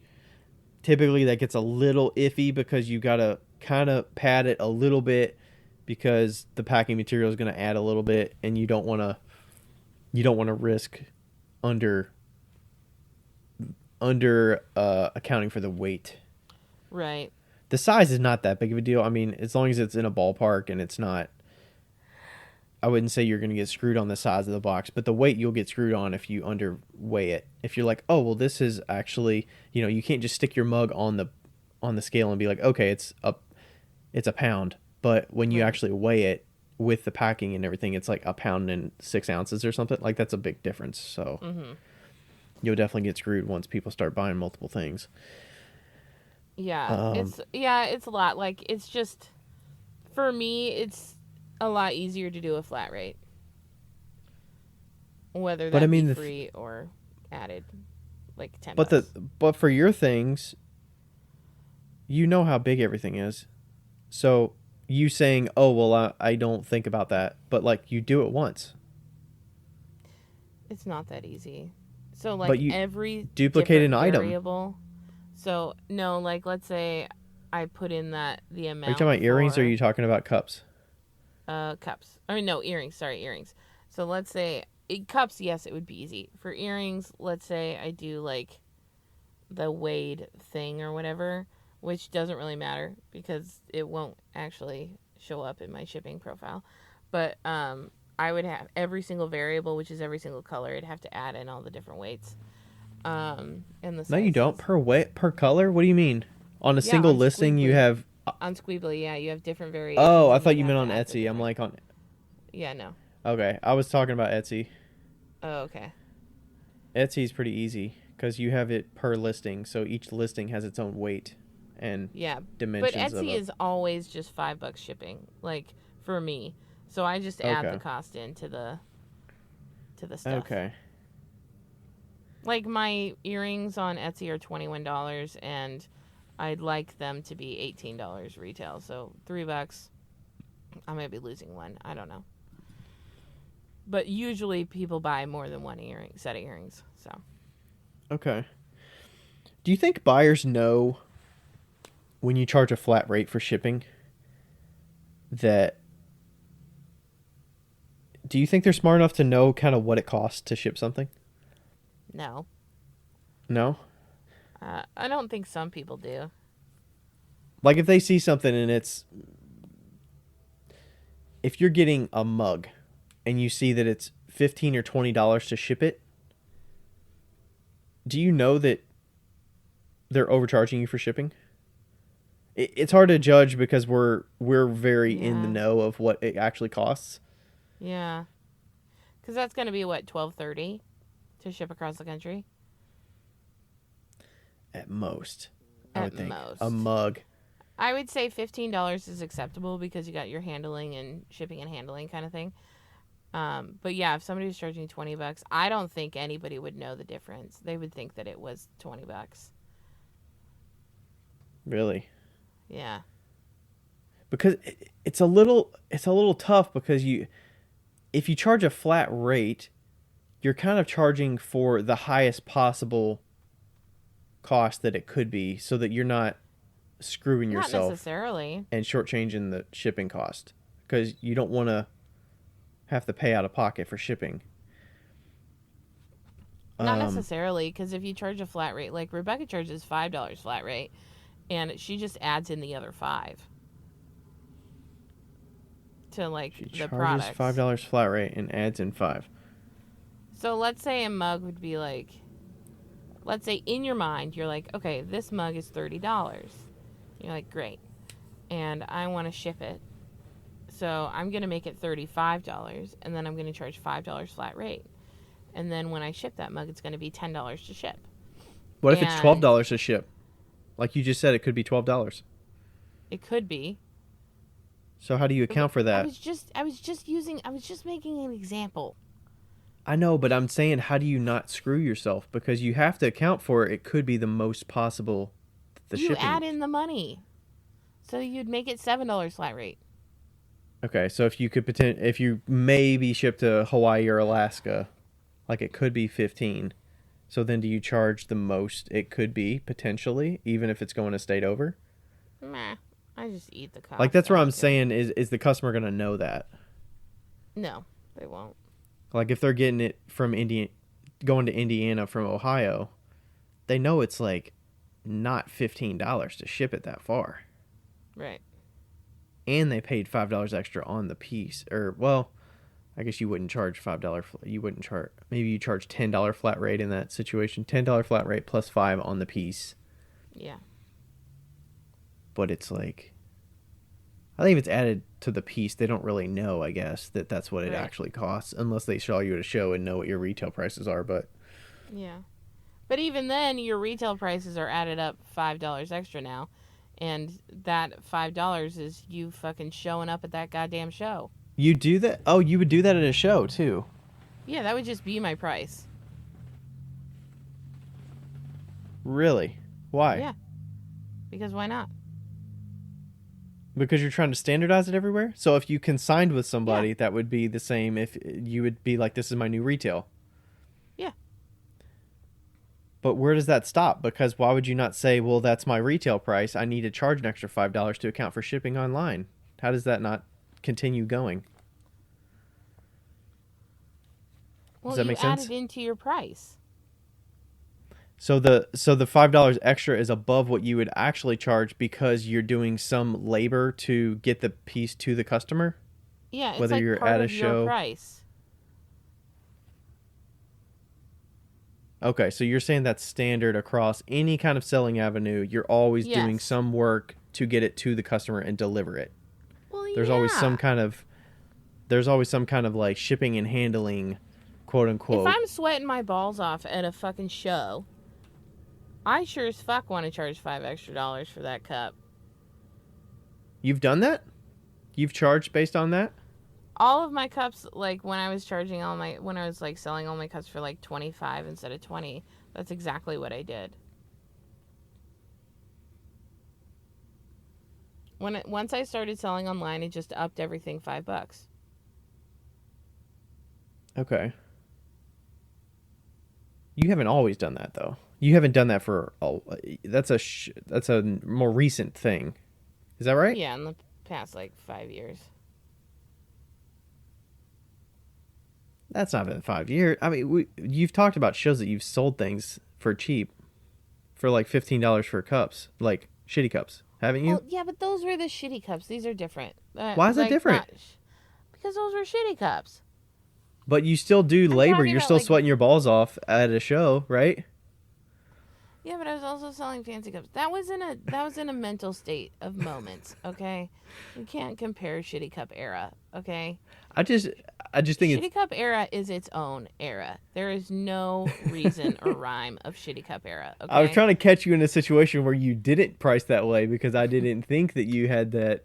I know you went to a point where you were like, I'm charging $30 for these cups. I did. I doubled it. But that was for a specific reason as well. I don't know that you did that. I think you were doing that as a deterrent from having to make as many versus charging more because of the labor involved in going to and from the show. I mean, maybe that was a factor, but just shitty cup era. We can't talk about that. That's not. That defies all rules. But Shitty Cup era, like, was that was a big part of your inventory before Shitty Cup era arrived, and you called it Shitty Cup era. Like, that was a big portion of what you were making when you were at the Leavenworth shows and stuff. Wouldn't you call that Shitty Cup era? Oh no, that was me trying era. That was. But the quality of it was similar, wasn't it? Yeah, but the pinch pots and all that. It was different. Shitty Cup era is like the last 2 years of when I did not give a goddamn shit. And and I'm so good that I can make these shitty ass cups and super cheap and sell them super cheap. That was Shitty Cup era. Before that was Pottery Store era. And Pottery Store era, towards the end, I started selling online, and that's when I started adding $5 to the cups and then $5 shipping. Okay. I just haven't thought about saying, oh, well, maybe it's just because I've never charged that $5 extra on the piece that I've never been like, well, I need to up everything I sell at a show $5. Why well, the fuck not? Because that's a big jump. That would be totally noticeable. I mean, yeah, but it's a great excuse. But it just seems like you're charging more now than you did yesterday, and it just seems, I don't know, maybe it just seems greedy to me to say I'm going to charge more today because all of a sudden I wasn't putting in the same effort at the show, all the shows I've been doing the last 5 years, and all of a sudden I want to charge more for it because I'm worth the money. I'm worth the labor involved. Like, it seems like. Well, also, okay, wait. So it was all free. It was all free labor before. You weren't getting paid for that work before because you didn't charge the extra money. Wait. I should also preface and say that everything now that I'm selling at shows, I'm also selling online. So, if there's some things that you never sell online, then I don't know if that necessarily needs a price bump. Now, that's not to say that you are fucking allowed to bump your prices up $5. You're allowed to bump your prices up $20 if you fucking want to. You can do whatever you want. You can do whatever the fuck you want to. You're worth it. Like, yeah, do whatever you want. I guess the choice of why you're doing it. Does it matter though? Maybe you just want $5 extra. I don't know. I think the part of the difference is, and we've sort of touched on this in bits and pieces when we talk about wholesale. when you sell something wholesale, 50% of it is chopped off because they're making their profit on it, but it also costs Right. 50% of the price of the item is to market and sell and get it to the Right. customer. So is shows not part of that? Just like selling online is not part of that? Why do you need to charge an extra bit on top of that that is above and beyond what that 50% of your cost of making the item should be to market and sell that thing? That's the way I look at selling at shows. It's like you either give your 50%, you either do wholesale and they cut 50% off because they're selling it, or you go to a show and you charge 100% for the thing because you're spending that 50% in labor to sell it and market it and pay for the booth and set it up and all that stuff. I don't know. I feel like you're being over analytical of this. Overly analytical. It just seems like if I add $5, I'm like nickel and diamond people. I'm like, well, why is it $5 more? Well, I mean, they would have to know, but I wouldn't feel comfortable doing that and saying, okay, well, now all of my spoon rests at shows are $23. My mugs are now $41 or I guess 35, I guess, if you go with the small mugs. All of my bowls are 31. Like everything scales up $5. Like that just seems like a big jump. All at once. Inflation, Ryan. Inflation. That's bullshit. You're just coming up with excuses to explain it. I don't know. I mean, it just, like, that's just kind of the way that if I have to spend more than $5 shipping, that's just kind of like, I split it. I put $5 on one end and $5 on the other. That's what I do. $5 in one end, as in on the list price. On the list price and $5 on the shipping price, typically. I don't know what I'm going to start doing when I do fancy cups. I might still keep with the free shipping, honestly. It's easy. I mean, I think you're kind of tied to that $100 mark, right? You want it to seem like it's, well, I guess maybe you would add, it would be over 100 now, right? It would be 105. Right, you're right. The $10 flat is not. Well, I guess 10, sucky. so it'd be 108. Yeah. I mean, like doing 98 and then 10 flat. The biggest thing for the $98 mark is the shows, because people look at something that's $100 and they're like, nah. Nope, they wouldn't be 98 anymore, Becca. You sell them online. You got to sell them for 105. You're right. I would. Maybe 105 is better than 100. And then you got to go to 108 because 5 is I was close just gonna to say 8. That. Maybe they have to be 108. So, I mean, that's like $10 extra in my pocket. I don't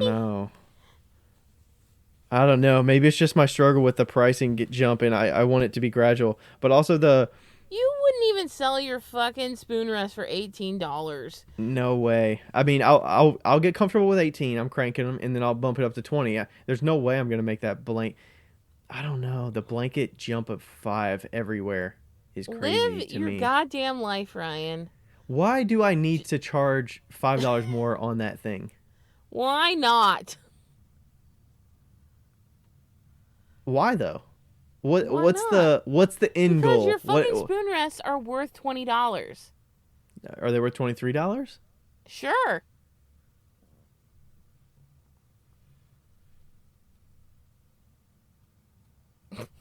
What is the... I don't know.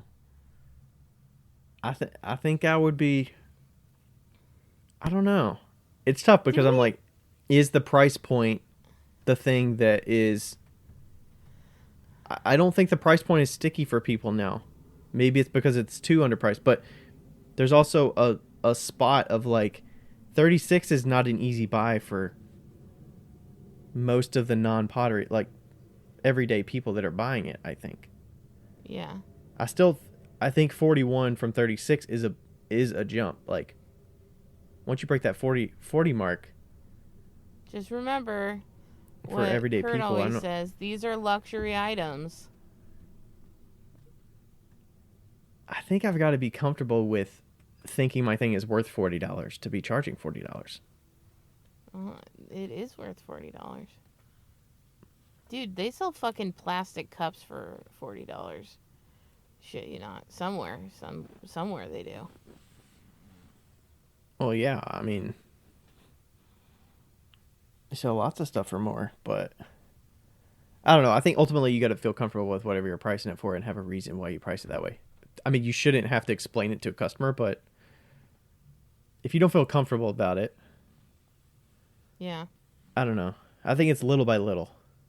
Like I bumped a lot of things up by a couple bucks, and that's pretty standard for me to bump things up a little bit every year. Um,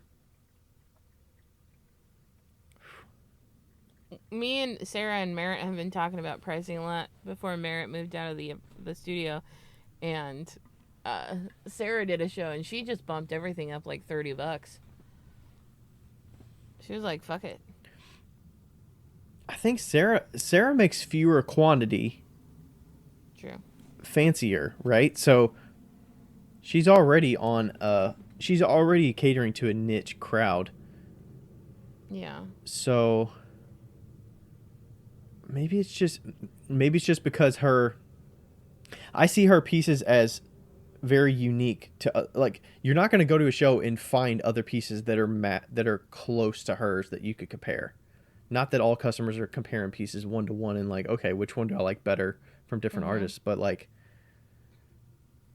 I mean, unless you're just essentially saying I need a cup.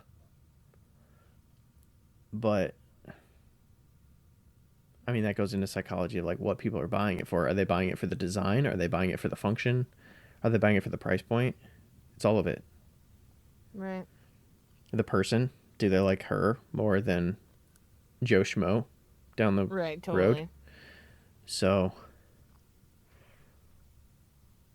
I don't know. I feel like for a basic bitch mug, the price is going to be more of a factor.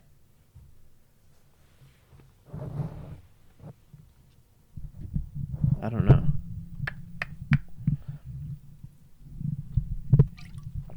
All right, that was a lot of online shipping to pricing. But pricing all ties together for sure. That's why this is an interesting topic. I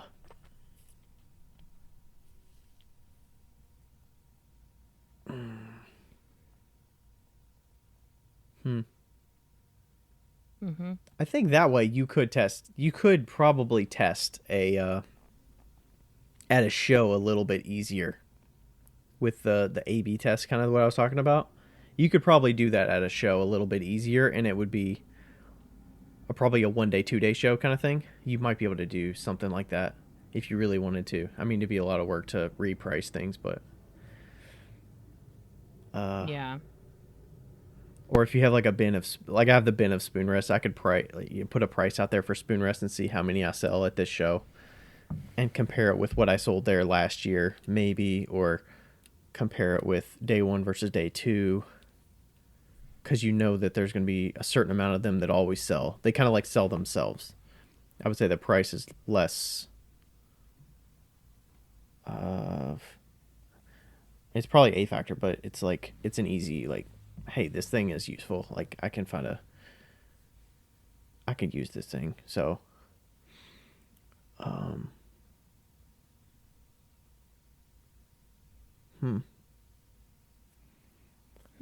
I don't know. You don't know what's going on the other side of the computer, though. For those online buyers, you don't know what's going on.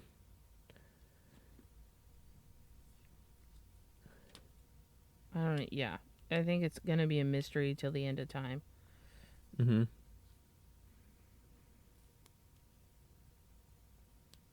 You know there's software out there that, and maybe it's small businesses aren't going to have this, but there are I think it's called I don't know the exact software, but it's like a customer journey kind of software where they actually record your actions, your screen and stuff, so they know like what you're doing when you're interacting. Typically that's not like an anonymous thing. It might be, but usually it's like if you're a logged in state, if you're a inside So, like, an if you were account, logged into Etsy, they would like know what you're doing. potentially it could. Well, I mean, there's already ways to know that from. I mean, you better believe Etsy knows that stuff.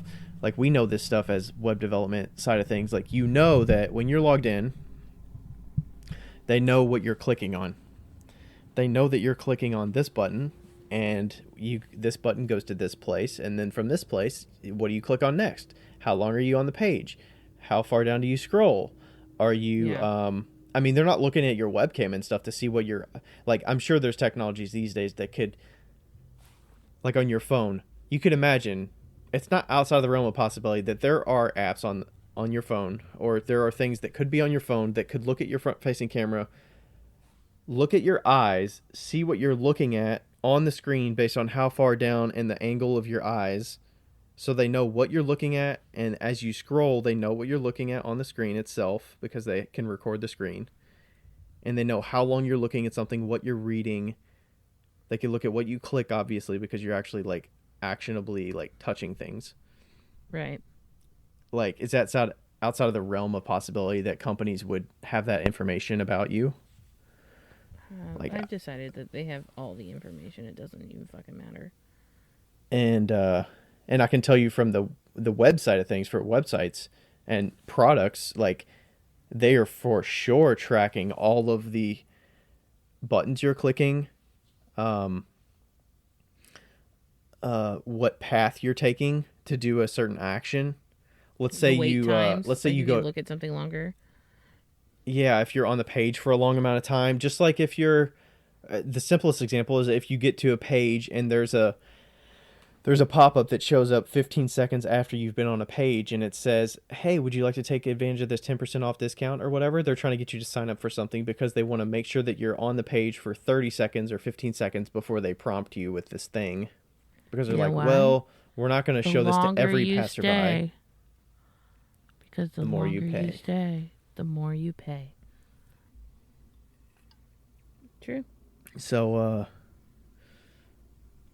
yeah, I mean, we do this in my day job. We want to know, in the product, what people are engaging with most, so that you know that there is, um, what we call it is adoption. So it's like higher probability that somebody is adopting the product. So they're paying for the thing, but are they adopting it, as in are they more engaged with it and more likely to be like a repeat customer in a sense, Yeah. because they engage with it on a frequent basis.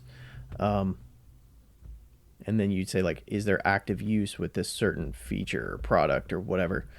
I mean, you kind of do that a little bit with like an email list, for instance. You send it out, what's the open rate, like what's the percentage of people that are opening it, so that's like one factor. And then the next factor would be how many people are clicking on stuff, like what's the click rate. So that's kind of like a funnel of, you send it out to X people, 45% open, 4% click. What's the conversion rate there? So there's all that stuff going on. And then the companies aren't doing it. They're doing it because for one reason, they're trying to make the most money possible, right? So they're trying to do it so that they know what people engage with most, so they can surface those things and keep you more engaged, have you higher likelihood of buying something, or finding your thing quicker. Part of the reason why, like, search results, you want the best quality search results possible when you're searching for something. Yeah. So it's kind of like in the company's interest, but it's also in your interest a little bit to make you go into Etsy, you want to buy something for Mother's Day, you want to find it as quick as possible, so that you might be doing it on your day job and you don't want to spend 10 minutes searching for something. If search results were shitty, like, that's more of a chance you can leave the platform and find it somewhere else that's easier to find what you're looking for, So, Yeah. yeah, all of that stuff is definitely happening. So I'm sure Etsy knows these facts about the free shipping thing. Maybe they were doing it for a reason. I'm sure they have data around whether buyers are more likely to purchase items that are marked as free shipping. Like, there's probably some truth to that, and why they market it Right. that way, to say, we encourage you to do free shipping, and as an incentive to you, our sellers, to do free shipping, we're going to rate people higher in the search algorithm Yeah, I think if they you did do use that. this. So it's an incentive to you, but it also helps them because buyers are more likely to spend money with Etsy if they know there's free shipping because it's competitive to other markets that they could be buying on. Yeah. So it's like in your interest as well as their interest, but I mean, ultimately it's in their interest, you know. They wouldn't be telling you to do it if it wasn't financially beneficial for them, so.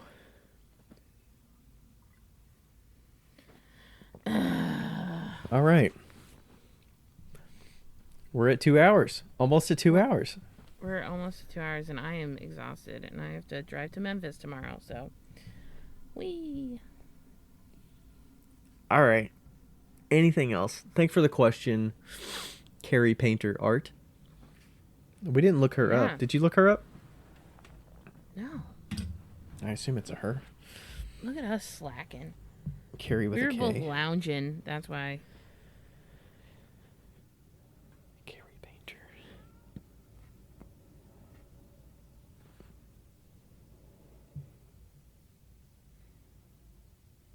Nice. Is it with a K? I see a cat. I see very decorative mugs.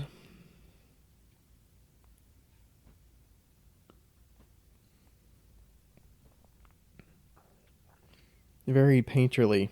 Do you think that's her actual last name, Painter? But she also like has very painterly pieces as well. I don't know. That's kind of funny.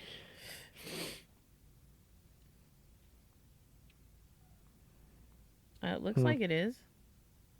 Carrie Painter. Nice. I feel like you have to be a painter, right? Yeah. For All sure. right. Yeah, thanks for the question, Carrie. Yeah. Good luck. Give it a try. You could Always. always change your mind with the pricing stuff. So For sure. For sure. I just updated all my What'd you say Etsy about stuff Lloyd? to be consistent. what's consistent? What do you mean? The $5 upfront, $5 flat rate? Is that what you mean? I just added money to the actual products. Yeah. So, let's see. Okay. All right. Thanks everybody for listening, and Yes, we will thank you. catch you next time. Becca, get some Yes. sleep. Safe drive tomorrow. Have a fabulous day. You Happy too. birthday, Ryan. 5 minutes. Thank you. 5 minutes. 32 and thriving. Sounds good. Okay. Bye. All right. Bye. Yo, higgity, yo. It's Becca here. Hey, just so you know, thank you for listening. And also, we have. What do we have again?